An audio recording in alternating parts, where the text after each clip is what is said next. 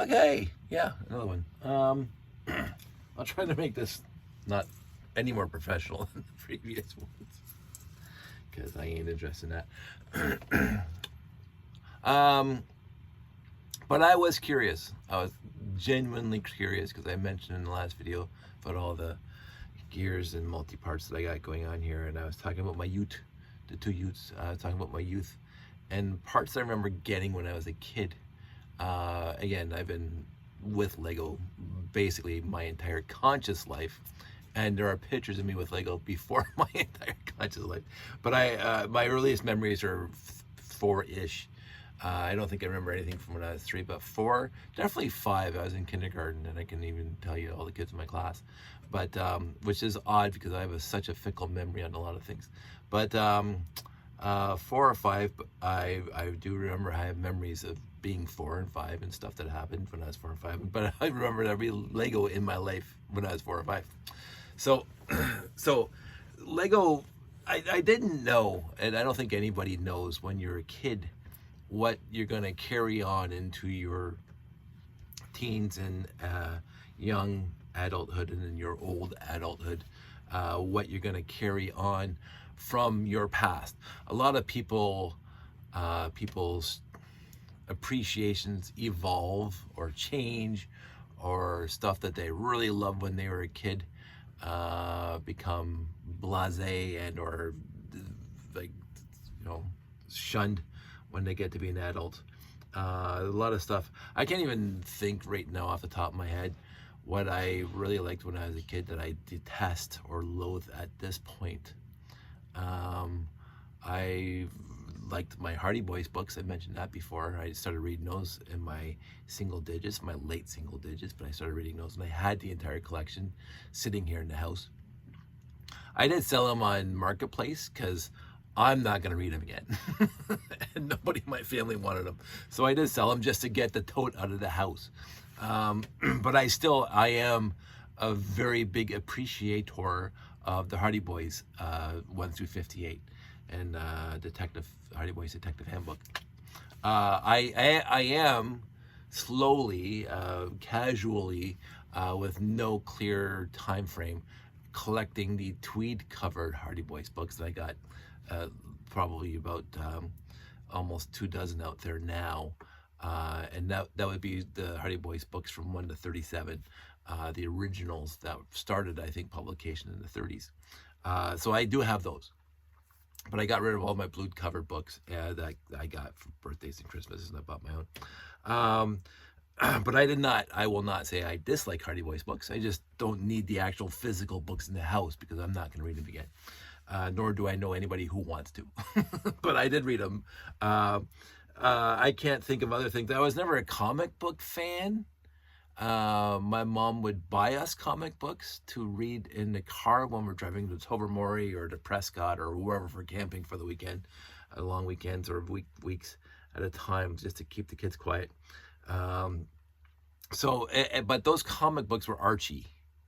They're not like Sergeant Slaughter or Judge Dredd or Punisher like my friends got. I got Archie.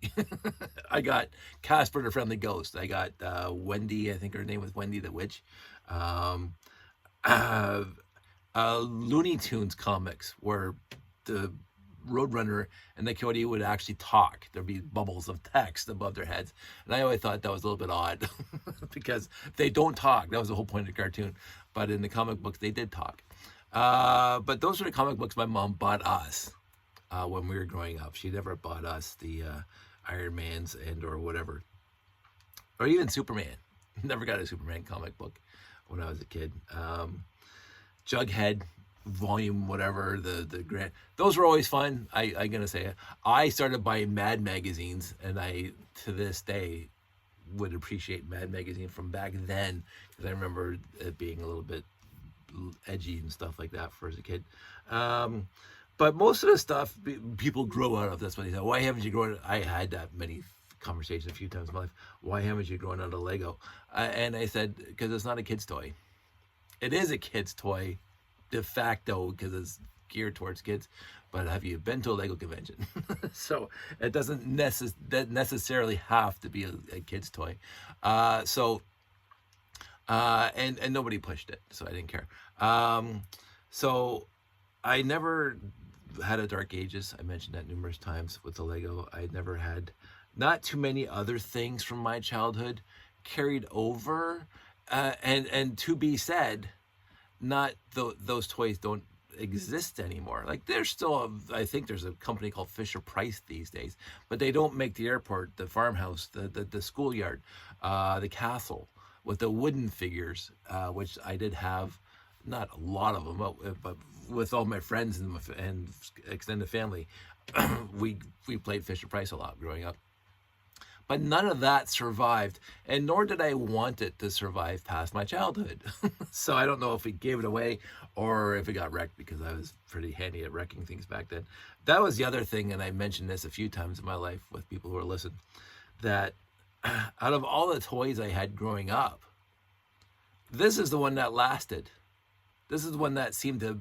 I wasn't abusive. I wasn't the kid in Toy Story across the street with the magnifying glass and wrecking toys, just because he was kind of malicious that way.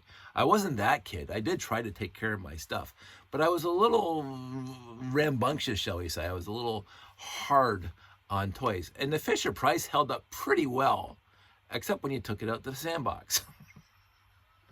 Because of being that, it was that inside house, like Jeff Foxworthy. When your living furniture becomes your patio furniture. So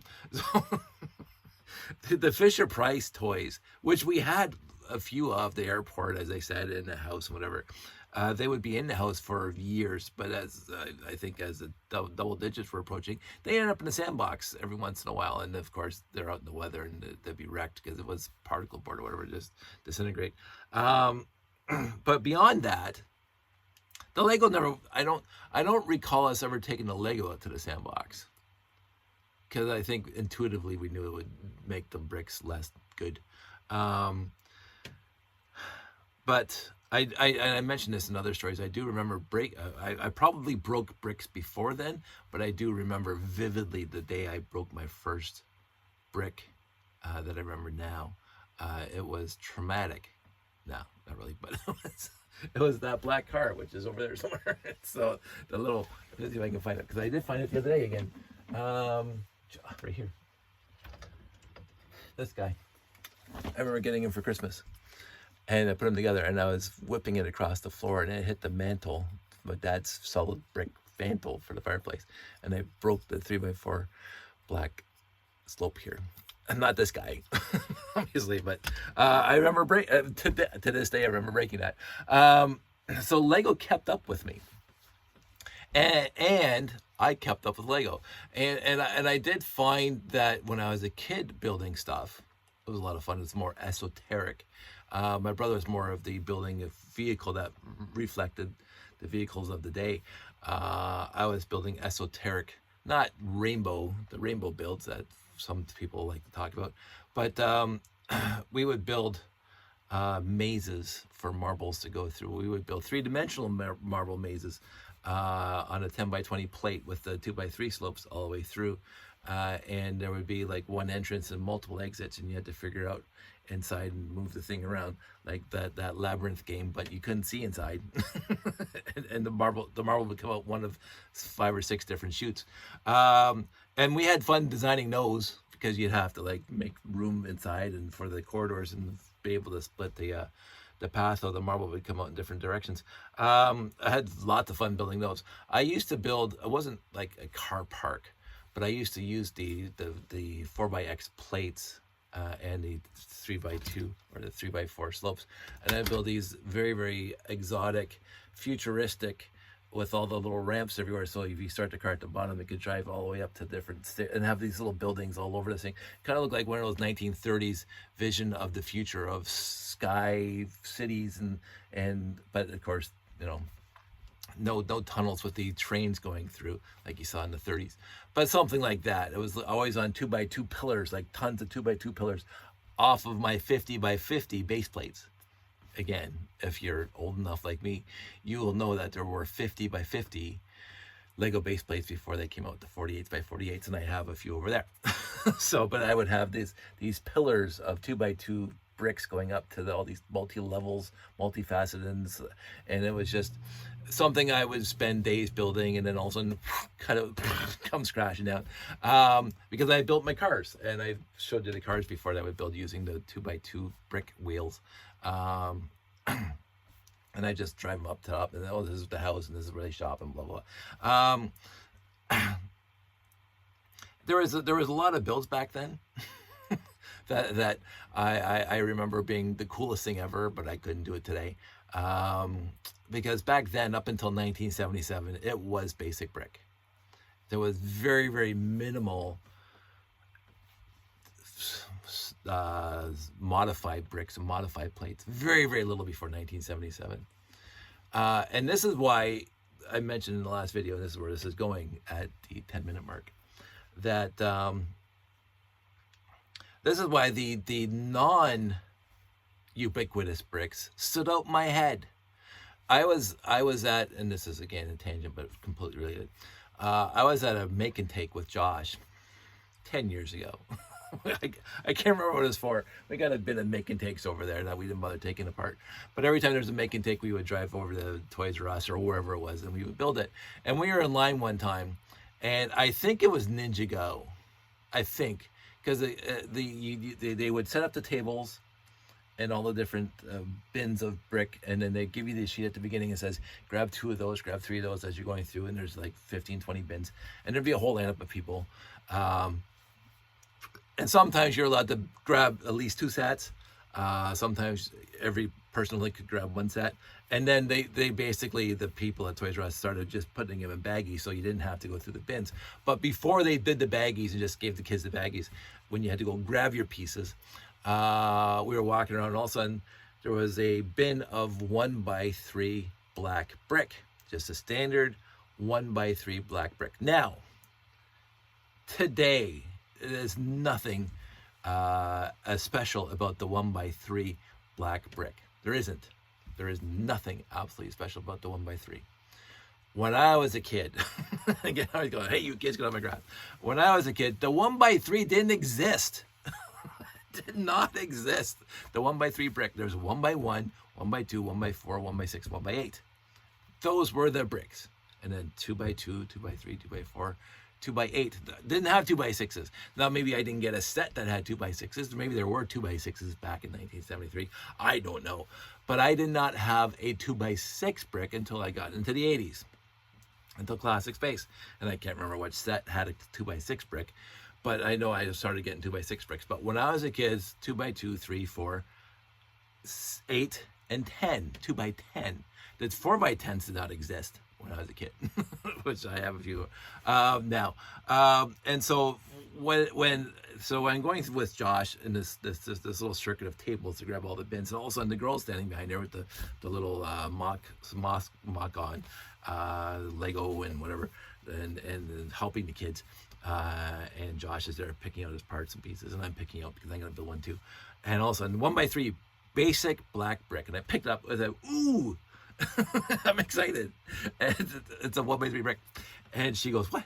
And I go, I remember the exact time and date I first saw a 1x3 black brick. Now, again, why this is special to anybody means nothing to anybody. But let's see if I have that out. And I do have not the right color anywhere, son of a pup, but I do have, it'll be on here, it'll be on every let me drop that. It'll be on every one of my go-karts that I got in 1977, the blue one. And you'll see right there, there's a 1x3 black brick. And when I got the set for Christmas in 1977, I opened up and I'm building it. I said the Technic parts were cool, whatever. But I remember, boom, 1x3 black. They make a 1x3 black. Why they make a 1x3 black brick? I had no idea until that day that there's a 1x3 black brick. And so, and the 854 means something to me, as people watching this channel know. And therefore, the 1x3 black brick means something to me. Now, again, every other part in this set, besides, the 1x2, the 1x4, the 1x8 bricks, which I had lots of already. The plates, not too many before 1977, but I had a few.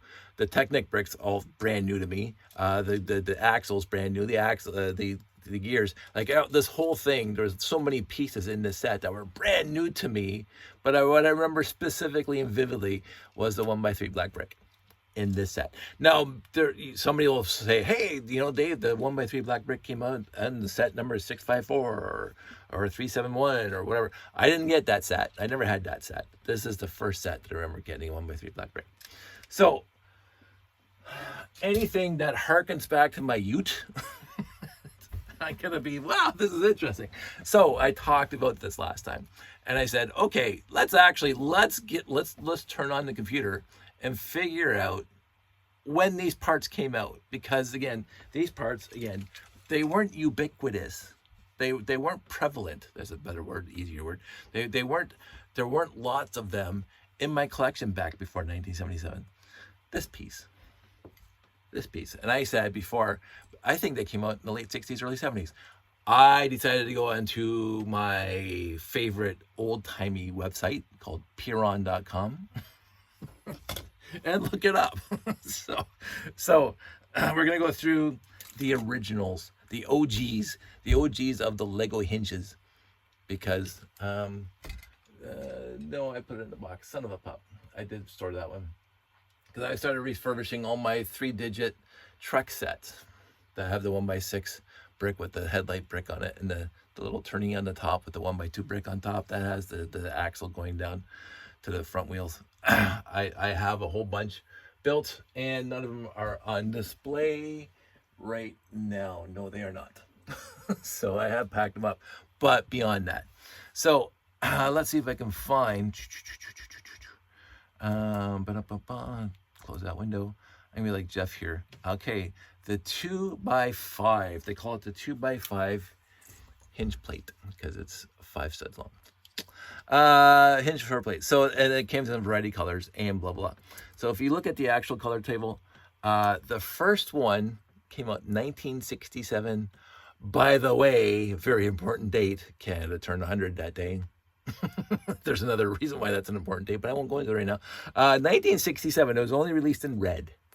So this hinge plate has been around since 1967, 58 years ago. Just saying. So, and I happen to have a bunch of them, but I'm only in red. The black, I think first time black came out in 1978, possibly for Classic Space, but I could be wrong. So that's that one. And then you get the 2x9 hinge plate. And that first showed up on scene 1971. I was 4 when this thing first came out. So hey, history lesson here for you kids. And then I started going into this guy because this is also one of my favorites. I mentioned that before. And I remember them being part of my collection when I was a kid. And I was trying to figure out when they first came out. 1971. So again, with the 2x9. And it probably came in the same set because I have that set.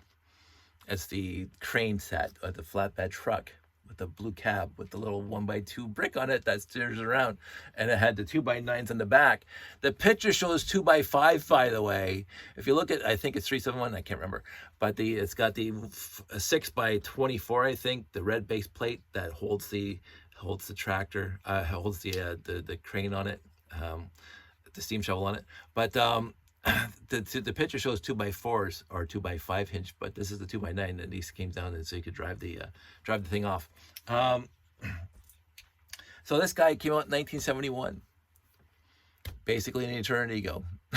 Right? So, but I wanted to talk about this guy, which I didn't talk about the last time, because this guy's cool. This guy's awesome. This guy's really cool. So I had to look him up, and I had two. Yeah, that's not the one. I found him over here. 2x5 with toe ball socket. There's a name for it. So, part number 3491. Like I care. Let's see when it first came out. Possibly the same year, 1971. Let's see. 1974. I was wrong. 1974. So I was wrong. So this one, and if I can find one really quick. Hold on. Hold the phone. Let's see if I can find it. It'll be in here. I know I refurbished lots of these things recently. Denied. Wah, wah. I know I have more, and I just don't feel like digging for them in this guy. I was hoping that guy right on top of, oh, here's one. Here's one that's really, really, really bad. So you'll, ta-da! That's what that's for. 1974, I got this set because this is a set that came with those chain links, because that was fun. Let's see if I can remember that set. So that's it's gonna be black, no. Oil gray, no. Red, yes. Excavator and dumper set 387, which is one of my favorite sets in the history of the Lego company, because it had some unique pieces too. And it came out in 1976. So this little, of course, just be red, the digger dumper. And if you look up 387, it comes with those wonderful 1x2 chain link bricks that you can connect together, which I happen to have. Oh, let's see if I can find them.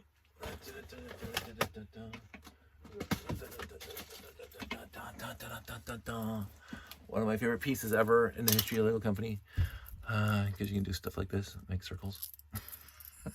It's like a fidget spinner, except it's made of Lego. I love these things because, again, I got that set when I was young, and again, this is the first time I got these pieces, and I think this was the only time I got these pieces in a new set. I don't recall getting any other set that had these pieces besides 387. I don't think that's the Canadian version of the number. I thought it was the 700 series, but I could be wrong. But I got this set. I remember taking this set to my Uncle Pete's place when we were kids. We went there for Sunday brunch or whatever, and I brought this because they had a side split house, so 6 stairs and 6 stairs and 6 stairs, and I was playing on the staircase the entire time with this set, just having a blast the entire time. And this is a vivid memory of mine, and I was not out of my single digits yet. Going to Uncle Pete's place with this set was awesome. And so when I started getting used lots, I started getting a lot more of these. I'm not sure how many other sets that came in. I think there's a couple of Universal sets that these things came in, and stuff like that. But I think I had at one point at least 6 feet of this stuff. Now I gave half of it away because a friend was asking for it, and I said, "There's no way I'm going to be using 6 feet of this." I have enough to build 3 or 4 of these sets, and that's all I wanted, and I basically sold the rest. So, but these, I mean, just look how much fun this is. But this piece came out in, what's the earliest this piece came out? I'm going to scroll all the way down to here. Piece 273. This is why I love Piron.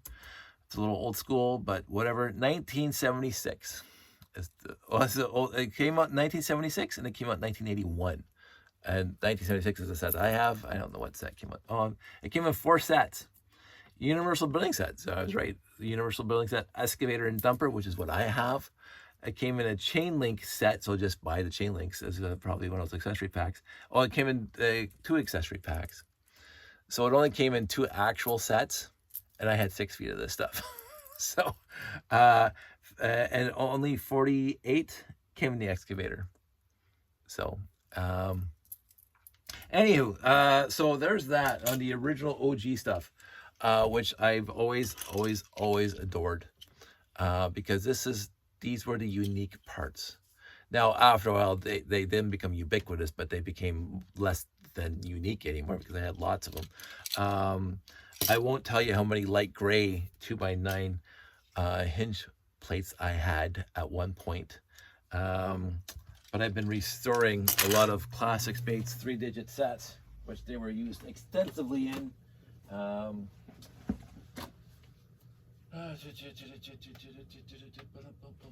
Let's see if I actually still have anything.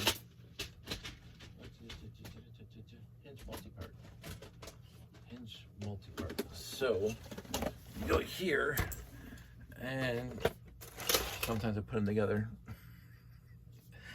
This isn't even close to all of them.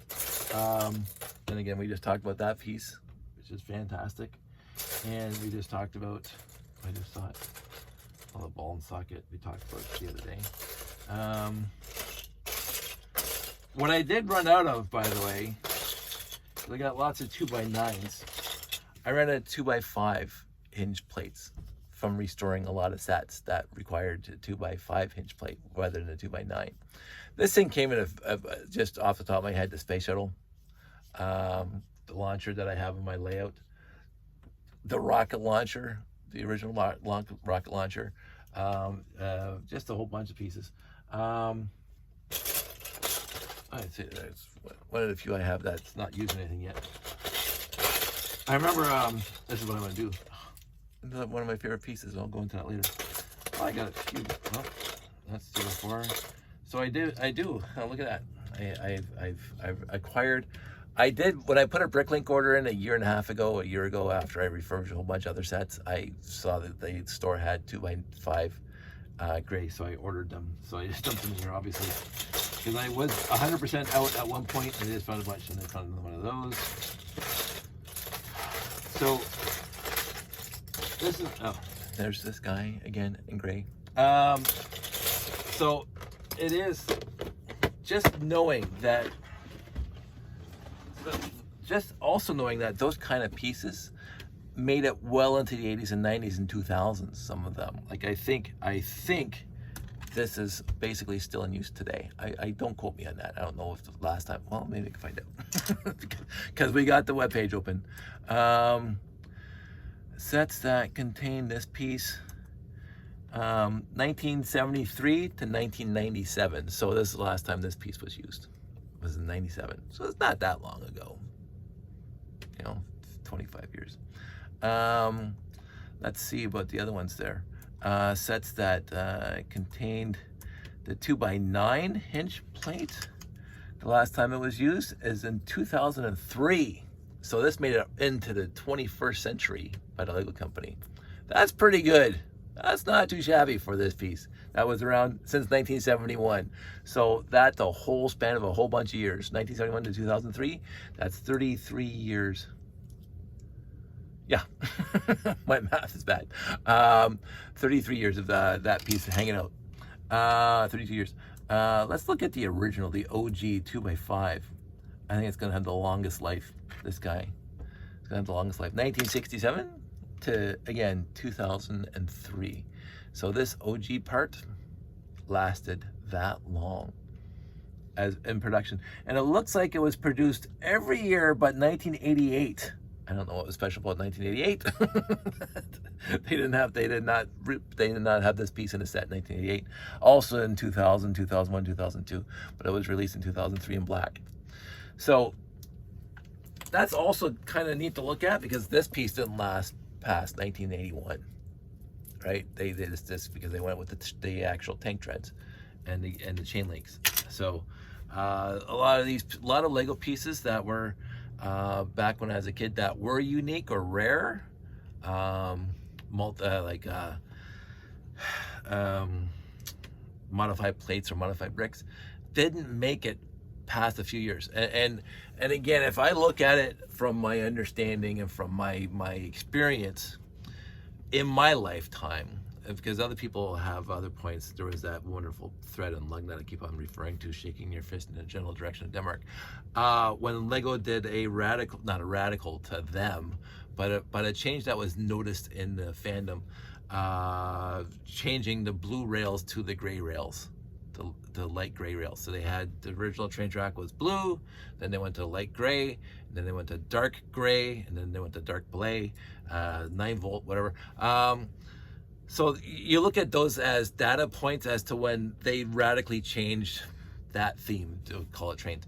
But my childhood and Lego was, I won't say static, as we just found out, because one piece was released in 1967, the next one was released in 1971, the next one was released a few years later. But that wasn't as noticeable to me, just getting sets as I'm growing up, because again, a single digit and stuff.